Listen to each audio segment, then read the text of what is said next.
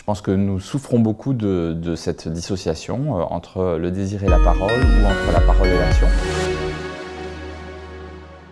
Ce que je crois, c'est que Jésus a été la première personne à faire une expérience très particulière, c'est-à-dire de ne pas être dissocié entre son désir et sa parole, ni être dissocié entre sa parole et ses actes.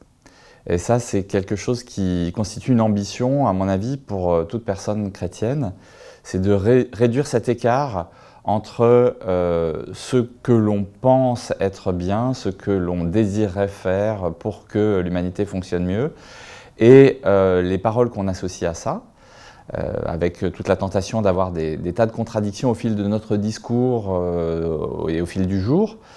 Et puis surtout cette cohérence profonde entre ce qu'il disait et ce qu'il faisait. Et il n'a jamais proclamé quelque chose sans le faire immédiatement. Je pense que nous souffrons beaucoup de cette dissociation entre le désir et la parole ou entre la parole et l'action.